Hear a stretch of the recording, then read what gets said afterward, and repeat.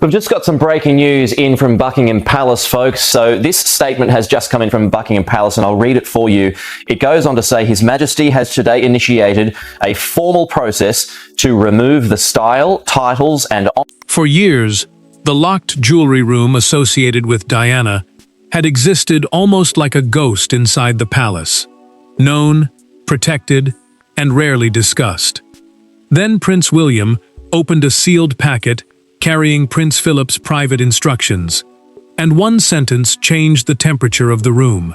Camilla was not merely discouraged from entering. The decree explicitly denied her access, placing William in the impossible position of enforcing a boundary written by his grandfather. Before we go deeper into what this really means for the royal family, make sure to subscribe so you don't miss a single update. William entered the records room expecting a routine clarification, and found something dangerous. An archivist placed a sealed envelope before him, marked for release only if questions ever arose over Diana's retained jewelry. A royal decree, in plain terms, is a written instruction intended to carry formal authority inside the household. Philip's signature sat beneath a handwritten restriction, stating that only a senior member of the direct line could break the seal. William opened it and stopped cold. The instruction was specific. Queen Camilla was never to receive independent access to Diana's private jewelry room, nor authority over the pieces preserved there. He read the sentence twice, then laid the page flat without speaking. There was no satisfaction in his face, only discomfort. Diana's memory had suddenly become a living boundary again, and William knew the consequences would reach far beyond a locked door. Charles received the wording moments later and felt the pressure instantly. His father's judgment now stood against his wife's position, while his son waited to see whether the king would respect it. The document went further. Any review, transfer, loan, reclassification, or removal involving Diana's jewelry required supervision by William or another approved descendant. Charles said little, but the silence between father and son carried years of history neither man could escape. Then William noticed the handwritten addition beneath the formal text. Philip had warned that the room must remain protected from personal reinterpretation. The phrase landed hard. This had not been routine administration. His grandfather had expected a future argument over ownership, access, or control. The archivist then revealed the shock. A recent inventory review had already been requested for the same protected collection, and the request had been routed through Camilla's household. William folded the envelope, looked at Charles, and said, no one would enter that room until they understood exactly why Philip had written the restriction. But the decree was only half the shock. To understand it, William would have to confront the deeply personal history linking Diana, Charles, Philip, and the woman now standing on the other side of that locked royal door. The jewelry room was never simply about diamonds, pearls, or inheritance. For William, every locked case carried fragments of a mother he lost too young. For Charles, it represented a chapter of his life that the monarchy had spent decades learning how to survive. And for Camilla, the newly discovered decree created something far more personal than a security restriction. It made Philip's distrust permanent on paper. William understood why the room mattered in a way no courtier ever could. Diana's surviving jewelry was not simply part of a palace collection. A royal collection is the body of jewels, objects, and ceremonial pieces managed for family or official use. But these pieces had always carried a more private meaning. To him, they were connected to memories of his mother, to childhood, and to the fear that time could slowly erase the emotional ownership behind them. Camilla felt the restriction from another direction. As queen, she normally stood close to decisions involving ceremonial jewels and major royal occasions, which made Philip's instruction unusually sharp. Later, sitting alone with King Charles and no aides present, she finally asked the question that had been building since the decree surfaced. Did he think I would take something that was not mine? Charles looked away. He hesitated, and that hesitation wounded her more than any direct answer could have. Charles carried that discomfort straight into his next conversation with William. He asked whether Philip's words could be treated as symbolic rather than literal, perhaps as an old warning, written for another time. William refused. He told his father that once an uncomfortable document could be reinterpreted simply because it caused pain, its protection meant nothing. The king did not raise his voice. Neither did his son. But the distance between them grew colder. Catherine later gave William another piece of the puzzle through a private conversation between them. She remembered hearing older family accounts that Diana's jewelry had deliberately been kept separate from ordinary palace rotation. According to those documented recollections, Philip had repeatedly stressed that certain pieces should remain emotionally tied to Diana's sons, rather than quietly absorbed into wider royal use. William listened carefully, because her memory suggested the decree had not appeared suddenly. Princess Anne made that suspicion stronger. After reading the handwritten warning herself, she told William privately that the wording sounded exactly like her father, when he believed ambiguity could become dangerous. Anne had heard that tone before. She knew Philip rarely wrote restrictions without a specific reason. Then Anne remembered the moment that changed everything. Years earlier at Windsor, an unexpected request involving one of Diana's pieces had triggered a confrontation Philip never forgot. To understand why he turned that anger into a permanent decree, William would have to go back to the Windsor incident that made the family boundary impossible to ignore. The decree had not been created because of vague suspicion. It had a trigger. Years earlier, during a private Windsor gathering, one seemingly ordinary request concerning Diana's jewelry caused Philip to stop a conversation in front of senior family members. Nothing was taken. No public scandal followed. But according to the family account Anne now gives William, that moment convinced Philip that Diana's belongings required a boundary no future courtier could quietly erase. Anne takes William back to that gathering through a private family account she preserved from the night itself. A jewelry advisor had proposed moving one of Diana's pearl and sapphire pieces into the wider royal collection for assessment before a major ceremonial event. In simple terms, a royal collection is the group of jewels and objects managed for official or family use.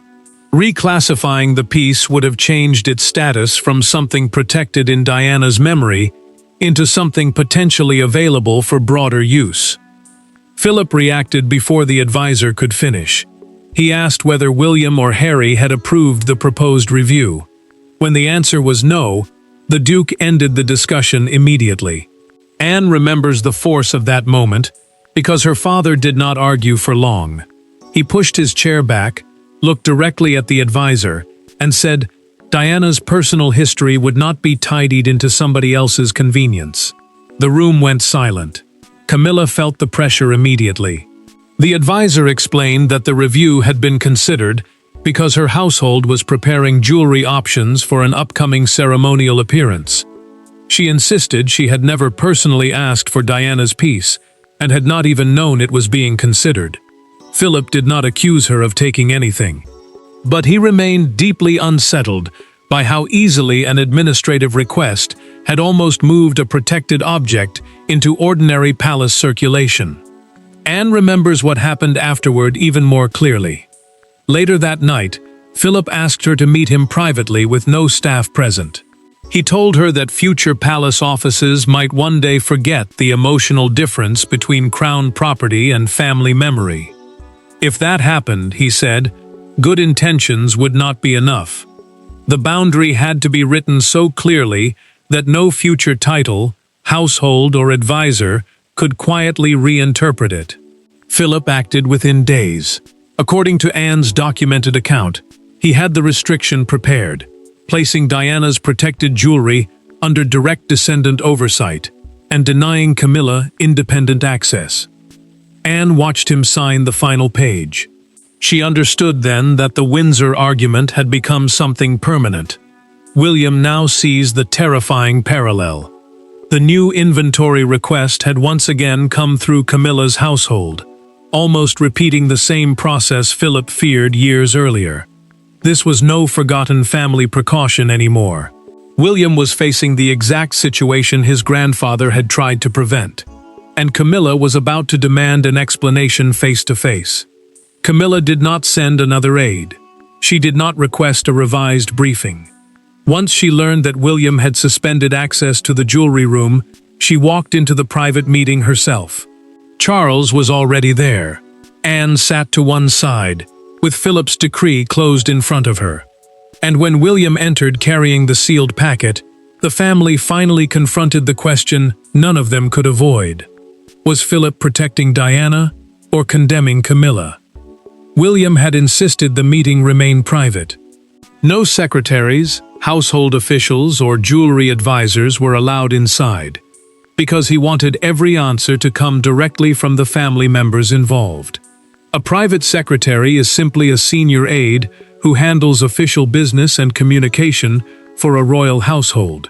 This time, however, no one would be able to hide behind procedure. Charles knew it, Anne knew it, and Camilla understood that the argument had become personal. William spoke first and kept his words controlled. Until Philip's decree was fully resolved, Camilla would not enter Diana's jewelry room, authorize an inventory change, request any piece for review, or send someone from her household in her place.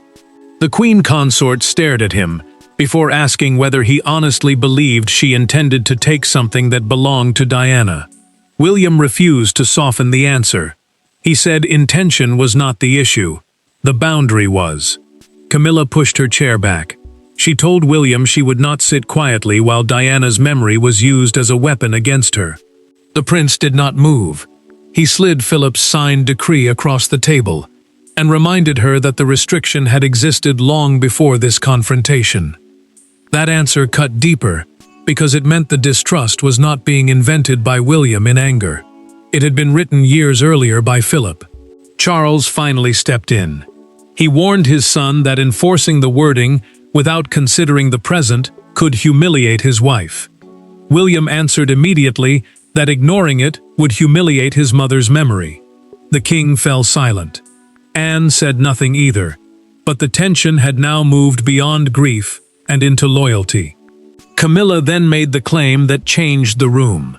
She said she had never personally authorized the recent inventory review. According to her own account of the household process, the request had been advanced as part of ceremonial planning without her direct approval. William responded by producing the routing record. The review still carried the authority of her household. Anne looked past the argument and found the real danger. If Camilla had not approved it, someone else had either assumed her consent or deliberately used her name. The family crisis had just changed shape. What began as a fight over Diana was now a fight over palace power, and someone inside the system had started it. Royal power rarely announces itself with shouting. More often, it appears as initials beside a request, a key granted to the wrong office, or a sentence buried inside an inventory note. As Anne and William trace the review backward, the conflict becomes less about Camilla personally and more about something Philip had understood perfectly. Once palace procedure begins moving, even emotionally sacred boundaries can disappear beneath administrative language. Anne follows the access chain carefully. The request began inside the Queen's ceremonial planning office and was forwarded to collections staff as a routine assessment ahead of future formal engagements. A ceremonial planning office is the team that prepares clothing, jewelry, protocol, and practical arrangements for major royal appearances. On paper, nothing looked explosive. That was exactly the problem. The process had been treated as normal, even though the collection itself was anything but normal. William understood that Philip's decree changed everything. The document placed final supervision with Diana's direct descendants, which meant the prince could halt the review immediately, no matter which household had started it. He did exactly that. The request stopped. The access pathway closed, and for the first time, The palace machine ran directly into a boundary it could not simply process around. Camilla's anger changed direction when she learned what had happened.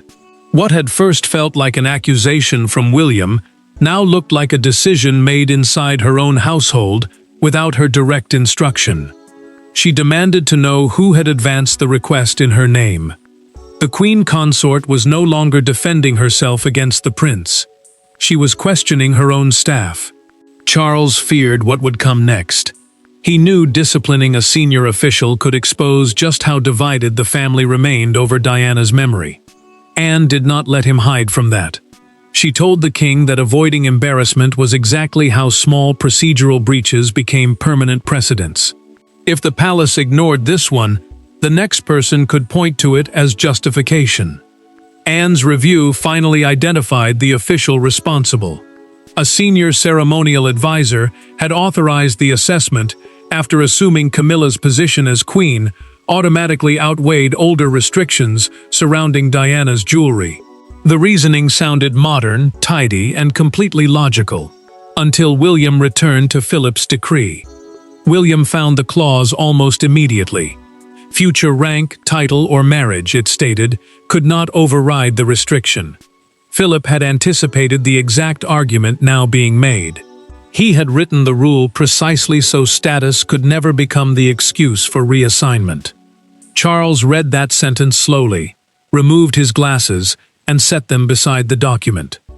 After several seconds, he asked William what enforcement would require. The question sounded procedural. It was not. Everyone knew Charles was being forced to decide whether preserving Philip's boundary meant placing Diana's memory above his wife's royal status, and the answer would change what happened next.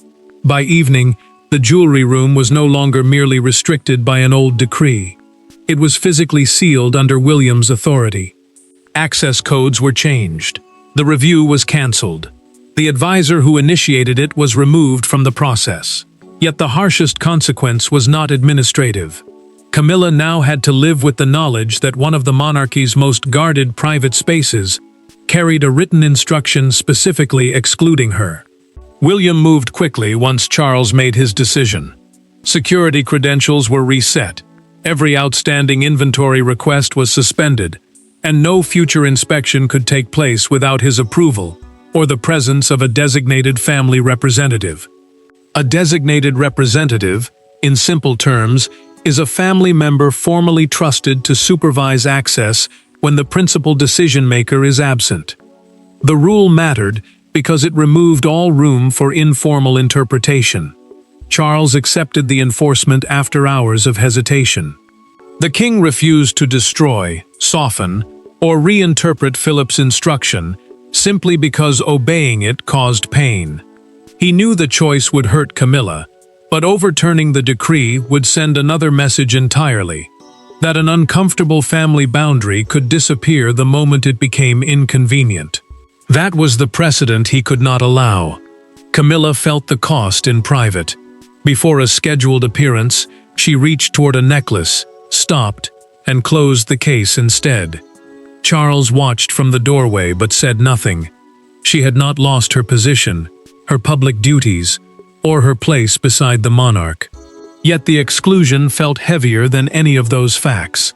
A man who was no longer alive had left behind a written judgment she could neither challenge nor ask him to explain. William felt no victory either. Catherine found him still carrying a copy of the decree long after the decision had been made. He admitted that protecting Diana's memory should have felt simple. It did not. Watching his father struggle and seeing Camilla absorb the humiliation had left him unsettled.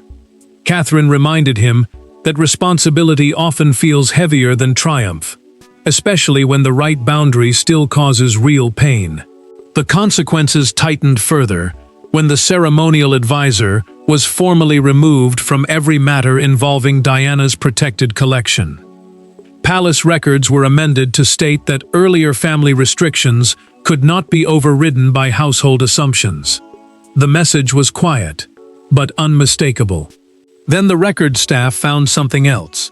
A second sealed envelope was referenced in the same file, written by Philip, and addressed directly to William. Anne told him privately that this note might explain not only what Philip feared, but what he expected his grandson to do when the crisis finally arrived. The rule had been enforced. The wound remained, and William chose to open the second envelope with only one person beside him. No advisors were present. No lawyers interpreted the wording. No palace official could soften what had been written. William opened Philip's second envelope with Princess Anne beside him, and the tone was completely different from the decree. The first document had been about restriction. This one was about responsibility. Philip had not merely wanted Diana's jewelry protected from Camilla. He had wanted William to understand why protecting memory without becoming consumed by resentment would be the harder duty. William chose to read the note away from the archive staff, with only Anne beside him. She told him that if Philip had addressed those words personally to his grandson, no institution had the right to stand between them. A private family instruction, in plain terms, is guidance meant for relatives rather than public or official enforcement. That difference mattered now, because Philip was no longer speaking as an authority guarding a room. He was speaking as a grandfather, preparing William for the emotional cost of guarding it. Philip's message was clear. Objects carrying deep family meaning should never be absorbed into palace machinery simply because enough years had passed or because someone's title had changed. But the next part hit harder. According to the written note, protecting Diana's collection must never become an excuse to punish Camilla. The restriction was about stewardship, the duty of safely protecting something entrusted to you, not humiliation. William finally admitted what he had been carrying. He told Anne that enforcing the decree had awakened anger he believed he had buried years ago. Part of him had wanted the rule to be simple. Diana protected, Camilla excluded, argument finished. Anne reminded him that Philip had clearly expected that reaction. Memory could guide a man, she said, but bitterness could quietly begin making decisions for him. William kept reading. Philip drew a sharp line between access and dignity. Camilla did not need permission to enter Diana's private jewelry room in order to be respected as queen. The family could preserve an absolute boundary without turning that boundary into a public judgment on her entire life. For William, that distinction changed everything. The prince folded the note slowly and looked at Anne. He said Philip had managed to leave him both a boundary and a warning about the kind of man he must become while enforcing it. Anne agreed. Her father had protected Diana's legacy, but he had also protected William from allowing old pain to control the future. William made his decision. The decree would remain fully enforced. Nothing about Diana's collection would change. But he would personally tell Camilla that he did not regard Philip's instruction as a moral condemnation of her. Then he requested one final private meeting with her. For the first time since the seal was broken, William knew exactly what he had to protect and what he had to let go before the private family crisis became a public royal judgment.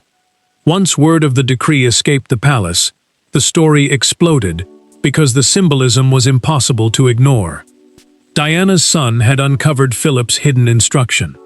Camilla had been explicitly denied access. Charles had allowed the restriction to stand. Within hours, a deeply private family boundary became a public referendum on memory, legitimacy, and whether the monarchy could honor Diana without reopening every wound surrounding her life. Broadcasters seized on three facts immediately. Philip had created the restriction, William had enforced it, and Charles had chosen not to overturn it, despite the personal cost to his wife. A constitutional position, in simple terms, means a royal role connected to official duties and the structure of the monarchy, rather than private family privileges. Palace messaging stressed that Camilla's public status remained unchanged. The restriction applied only to Diana's protected jewelry and the private arrangements surrounding it. William hated the way some coverage turned the decision into a victory over Camilla. Sitting with Catherine, He watched commentators describe the decree as proof that Diana's son had finally defeated the queen consort in a battle over memory. He lowered the volume and told Catherine that the public story had become harsher than what Philip's letter actually meant. The prince knew his grandfather had warned him against exactly this kind of triumph. Camilla felt the humiliation from the opposite side. Millions were now debating whether Philip had trusted her, and every headline seemed to turn a private restriction into a judgment on her entire life. Yet she chose not to challenge the decree publicly. She understood that fighting William in full view of the country would place her directly against Diana's memory, and that was a battle no statement could truly win. Outside Kensington Palace, public feeling condensed into one unforgettable moment. A crowd gathered near the gates, carrying flowers and photographs of Diana. Among them appeared a handwritten placard bearing a simple message: "Some memories are not crown property." Cameras captured it, and the phrase quickly became the emotional symbol of the day. Later that evening, one major royal broadcast changed the tone. Instead of framing the decree as Camilla's defeat, the segment described Philip's instruction as an attempt to protect the line between institutional ownership and private family memory. That distinction mattered. It suggested this was not simply about who could wear what, but about whether grief itself could be absorbed into palace procedure. William understood that the public argument was now bigger than the document. Camilla understood it too. While the world demanded a winner and a loser, the two people at the center of the storm were already preparing for one final private conversation. A meeting that could preserve the boundary without turning it into a lifelong personal war. The final decision did not erase the past. It did something harder. William kept Philip's decree intact. Camilla accepted that Diana's jewelry room would remain beyond her authority, and Charles stopped trying to reinterpret a boundary his father had deliberately made permanent. Yet the decisive moment came privately, when William made clear that protecting his mother's memory did not require humiliating the woman his father had chosen to spend his life beside. William made the new arrangement permanent. Philip's restriction was retained within the private collection records, meaning the written rule would remain part of the official internal history of Diana's protected jewelry. Direct descendant oversight, in simple terms, meant that decisions would stay with Diana's children and their family line, rather than pass automatically through whichever royal household held the highest rank. For William, that distinction protected memory from becoming administration. Camilla kept her public role, ceremonial duties, and appropriate access to the wider royal collections. Nothing about her constitutional position changed. The boundary remained specific to Diana's private jewelry, and William wanted that difference understood. In their final meeting, he told Camilla that he would never allow his mother's pieces to be absorbed, repurposed, or quietly reclassified. But he also told her he would not use Philip's decree as a weapon against her character. Camilla answered with more restraint than anger. She admitted that seeing her name written inside a prohibition had hurt deeply, because it felt like judgment frozen in time. Yet she also understood that fighting the restriction would only deepen the suspicions surrounding her. She told William she would never seek independent access again. The Queen Consort accepted the line, not because it was painless, but because resisting it would keep the family trapped inside the same wound. Charles finally understood what his father had tried to build. Philip had not simply created a barrier against Camilla. He had created a structure strong enough to survive changing titles, marriages, loyalties, and future arguments. The king realized that without such a rule, Diana's memory could forever depend on whoever happened to hold the most power. William made one final choice. Diana's jewelry room would not become a shrine built around anger. Its contents would remain documented, protected for her descendants, and considered for future family use only when that use respected the story attached to each piece. Then William closed the jewelry room door after the final inventory check, turned the key, and handed the sealed access record to the archive officer. Charles and Camilla did not enter. No argument followed. The door remained locked, but the conflict did not. Philip's decree had forced the family to decide whether Diana's memory would remain a weapon or become a responsibility. William chose responsibility, and in doing so, he preserved his mother's legacy without demanding another family casualty. Thanks for watching. Please don't forget to like and subscribe, and we will see you in next one.